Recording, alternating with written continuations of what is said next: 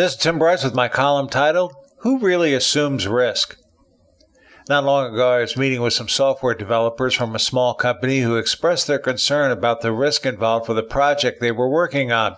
They weren't so much concerned about the viability of the project in terms of its impact on the company as they were with the potential effect it might have on their professional careers. In other words, they saw this as a high-risk project that could affect them for years to come. Well, this may be true, but from their description, I saw their risk as minuscule in comparison to what their employer was gambling, which frankly was the company's future. This got me thinking about how we perceive risk in our professional lives. Most employees perceive risk in terms of how it affects them professionally, particularly as a source of income. In reality, it is the employer who assumes all the risk. If something goes wrong, it will be the employer who will be sued, not the employee. It will be the employer who has to deal with government regulators and creditors, not the employee.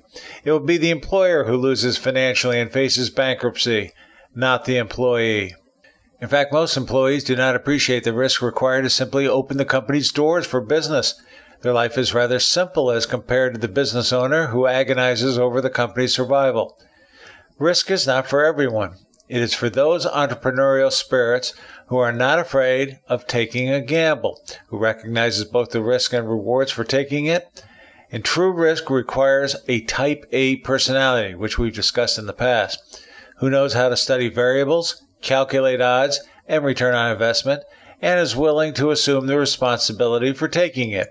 It is most definitely not for the faint of heart. This brings up a point. The degree of risk increases the higher you go in the corporate hierarchy. Whether you are cognizant of it or not, as you assume additional responsibilities in a company through a promotion, for example, you are also being saddled with additional risk, and your success depends on your ability to assume the risk and conquer them. Some people rise to the occasion. Others face the Peter principle, whereby they cannot rise above their level of competency. Nevertheless, true risk is assumed by the highest echelons in the corporate structure, regardless of the size of business.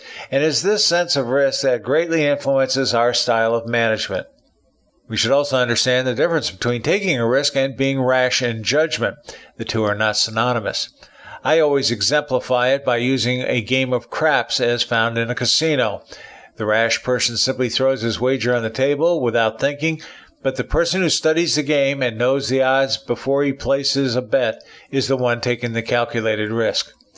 The higher you go up in the business, the more you appreciate the need for studying the odds. As any business owner will tell you, employees really do not grasp the concept of risk. I think the following quote from Theodore Roosevelt sums it up. He said, quote, "It is not the critic who counts, not the man who points out how the strong man stumbled or where the doer of deeds could have done them better. The credit belongs to the man who is actually in the arena, whose face is marred by dust and sweat and blood, who strives valiantly, who errs and comes up short again and again, who knows great enthusiasms, the great devotions, who spends himself in a worthy cause, who at the best knows in the end the triumph of high achievement, and who, at the worst, if he fails, at least fails daring greatly, so that his place shall never be with those timid souls who know neither victory or defeat." End quote. Friends, keep the faith. This is Tim Bryce of Palm Harbor, Florida. Follow me on the internet at timbryce.com.